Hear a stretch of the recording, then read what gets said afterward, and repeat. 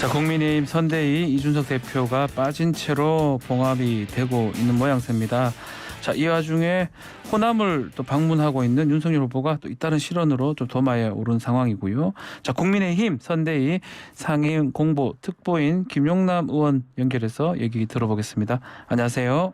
네, 안녕하세요. 김용남입니다. 네, 자, 지금 국민의힘이 울산 해동 이후에 다시 좀 내홍을 겪는 거 아닌가 이렇게 얘기가 나오고 있는데 전반적 상황을 좀 얘기를 해주십시오. 어떻습니까?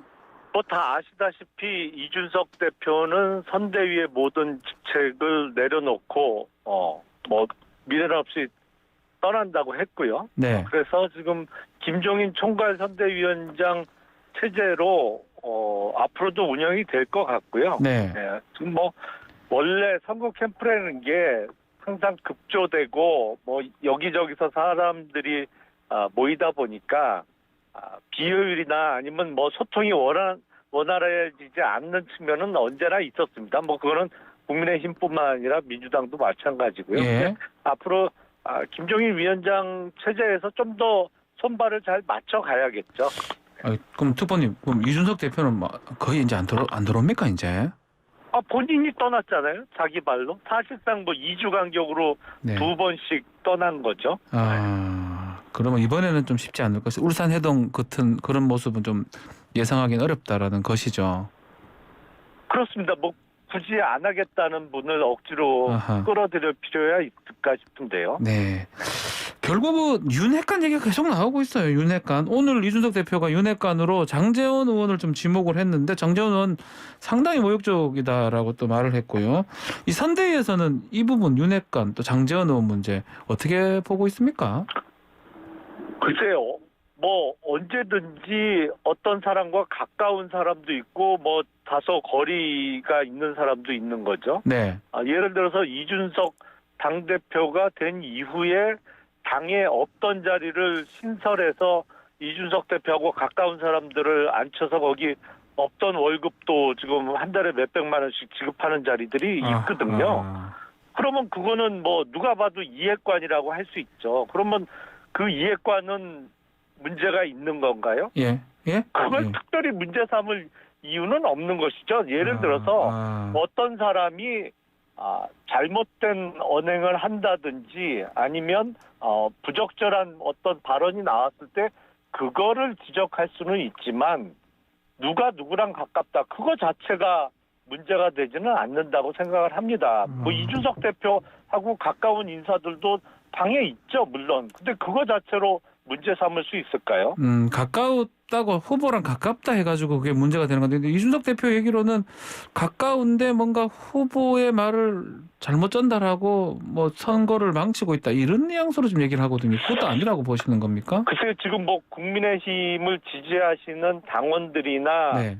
많은 국민들이 보시기에는 선거를 망치는 최근에 가장 큰 요인 중에 하나가 이준석 대표 아닌가 싶습니다. 그렇게 네. 보시는군요. 아니 어쨌든 당에 뭐 분란이 있거나 예. 당 내에 문제가 있으면 적어도 명색이 당 대표고 선대위원장이었으면 그걸 내부적으로 본인이 노력을 해서 해결을 해야죠. 그거를 뭐 문제 있으니까 나는 안 해. 그리고 외부에 이렇게 떠들 문제는 아니라는 생각이 듭니다.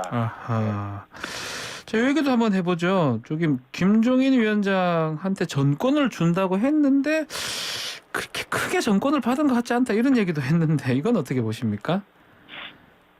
글쎄요, 뭐 정권이라는 걸 어떻게 생각하시는지는 모르겠습니다만, 네.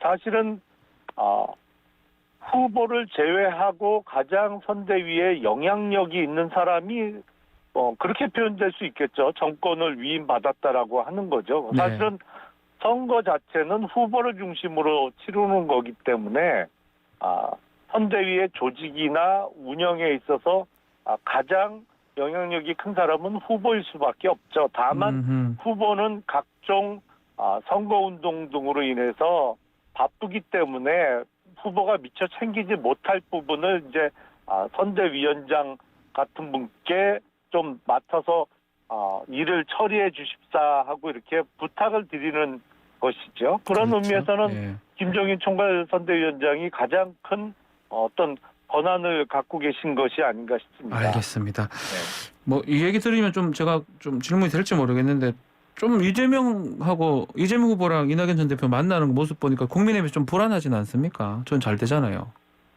글쎄요, 선거는 선거 결과가 확정될 때까지 늘 불안하죠. 왜냐하면 뭐 롤러코스터가 왔다 갔다 하는 거니까. 아이, 예. 그럼요. 그건 뭐 늘 조심해야 되는 것이고, 근데 이게 한두 사람이 관여하는 일이 아니기 때문에 늘상 어디선가는 또 사고의 위험성이 있거든요. 그러니까 아하. 항상 조심해야 되는 거죠. 어쨌든 지금은 조금 국민의힘 특히 윤석열 후보한테 안 좋은 어떤 일들이 좀 많이 보이는데 어제는 자유 발언이 있었고요. 오늘은 민주화운동 또 폄하하는 발언이 나왔는데 이 부분은 어떻게 보고 계십니까?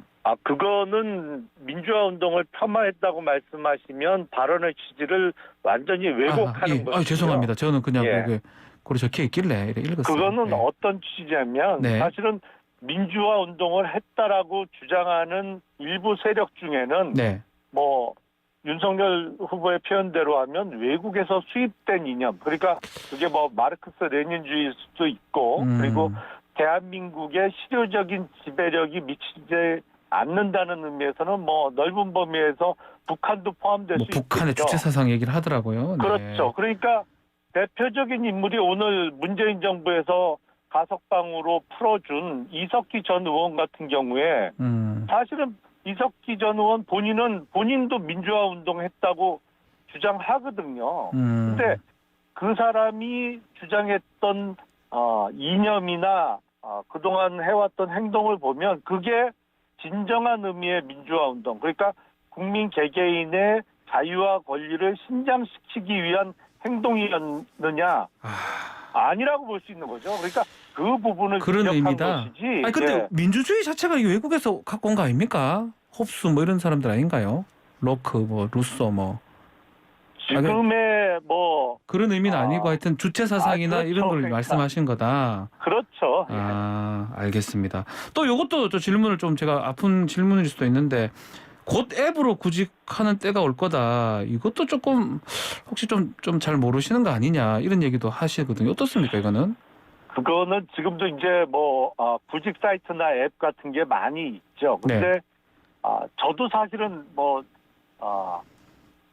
직장을 잡은 지가 오래됐기 때문에 그런 사이트를 제가 직접 이용은 안 해봤습니다만 지금도 저도 사실 잘 이용은 안 합니다 이제.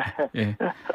아니 변호사니까 사실 이용하실 일이 없잖아요. 저도 그렇습니다만 그 대기업 공채 같은 경우에는 그런 앱에 뜨지 않는 거 아닌가요? 지금도. 그러니까 그런 의미에서 좀 빅데이터를 이용한 뭐 좀 더 발전된 형태의 정말 어디에 들어가면 어느 사이트나 앱을 이용하면 모든 사람들이 바라는 일자리를 이렇게 일목요연하게 찾아볼 수 있는 소위 그걸 빅데이터를 이용했다고 할 수도 있는 것이고 그런 형태의 진일보한 형태를 언급했던 것이 아닌가 싶습니다. 알겠습니다. 근데 오늘 아침에 또 이준석 대표 얘기를 좀 하면 인터뷰 보니까 이렇게 실언 아닌 실언이 나온다면 해법은 자신 이준석과 같이 하는 거다라고 하고 또 어제 오늘 보니까 이 대표 없는 게 티가 나더라 이런 얘기했는데 이것도 공감하십니까? 어떻습니까? 전혀 공감할 수 없는데요. 없어도 됩니까? 아니 이준석 대표가 선대위의 자리를 지키고 있었으면 무슨 차이가 있나요? 그리고 그게 이제 정확한 취지는 좀 더 확인해 봐야겠습니다만 방금 앵커께서 말씀하신 그런 정말 취지로 얘기를 했다면 그건 지나친 오만인데요. 요 아침에 여기 아니고 다른 방송에서 그렇게 인터뷰를 했습니다. 뭐 하여튼 그거는 좀 아니라고 보고 또 뭐 하여튼 이준석 대표 뭐 좀 심하게 한 것이다. 뭐 그런 뜻이라고 봐야 되겠네요. 우리 특보님 보시기에는. 사실은 뭐 부산에 가서 당무를 거부하고 잠적했다가 돌아온 지가 2주밖에 안 됐잖아요. 그러니까 뭐 모든 사람이 마음에 안 드는 점이나 불만은 가질 수가 있겠죠. 근데 그런 불만이 있으면 본인이 더군다나 중요한 자리에 앉아 있으면 본인이 그런 잘못된 점이나 마음에 들지 않는 점을 고치려고 노력을 해야지. 그게 더군다나 중요한 직책에 앉아 있는 사람으로서 가져야 될 책임감 아니겠습니까? 네. 근데 마음에 안 든다? 아니면 당내 어떤 인사가 나를 공격하거나 내 말을 잘 안 듣는다? 그렇다고 해서 그러면 난 안 하겠다 이거는 너무 무책임한 태도 아닌가 아하. 싶어요. 좀 이해하기가 어렵습니다. 알겠습니다. 자, 민주당 쪽 얘기 좀 다시 해보면 유한기 전 본부장에 이어서 김문기 개발 1차장까지 극단적 선택을 했는데 결국 특검이 필요하다는 거죠. 계속 이런 사망이 나온다면. 사실은 대장동 수사의 핵심은 네. 거기서 언급되는 그분 천화동인 1호의 절반을 실제로는 갖고 있는 분이라는 그분이 누구냐를 밝히는 게 대장동 수사의 핵심이잖아요. 네. 그리고 대장동이 그렇게 전 국민이 경악할 수 있던 것은 왜 화천대유에 그렇게 천문학적인 이익이 독점적으로 쏠릴 수 있었느냐. 아하. 이 이익 구조가 왜 누가 설계한 것이냐. 이게 가장 핵심인데 핵심에 대한 수사는 안 들어가고 그 주변만 빙빙 도는 수사를 하다가 사실은 결제 단계에서 초과 이익을 환수할 수 있는 그 규정이 애초에 실무자가 작성한 초안에는 들어있었는데 그게 네. 결제 과정에서 빠지면서 화천대유가 1조 가까운 이익을 가져가게 됐는데 네. 그게 왜 빠졌냐, 그리고 누구의 지시와 결재에 의해서 그 조항이 빠지게 됐느냐, 그거를 담당했던 김문기 전 차장이나 유한기 씨나 이런 분들이 갑자기 사망을 했잖아요. 그러니까 지금 뭐랄까요, 이거는 관련자들의 사망으로 인해서 수사의 본질이 자꾸 왜곡되고 어려워지는 상황을 검찰 스스로 만들고 있다. 네. 그래서 특검으로 갈 수밖에 없다라고 알겠습니다. 생각이 듭니다. 자, 좀 시간이 좀 다 돼서 하나만 더 여쭤보겠습니다. 네. 지금 장모 최 씨 지금 네. 이 1년형 선고 받았어요. 장고증명서 네. 위조. 이거 가족 리스크가 좀 계속 나오지 않을까? 이건 어떻게 선대에서 대비하고 있습니까? 선대에서 전혀 대비할 이유는 없고요. 네. 그분도 본인이 선임한 변호인이 있을 거니까 변호인의 조력을 받아서 스스로 해결하는 것이 맞고 네.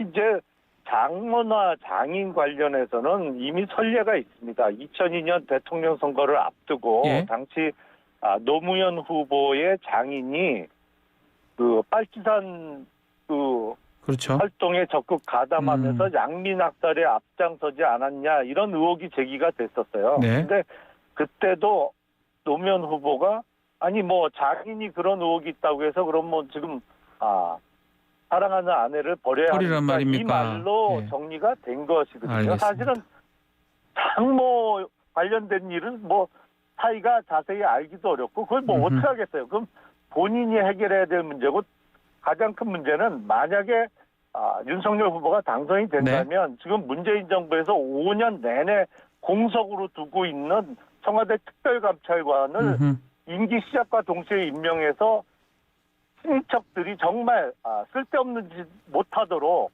알겠습니다. 감독을 하고 관리를 하는 게 중요하겠죠. 네. 자, 시간이 다 됐어요. 다음에 또 말씀 듣겠습니다. 오늘 말씀 감사합니다. 네, 감사합니다. 지금까지 김용남 국민의힘 선대위 상임 공보특보와 말씀 나눴습니다.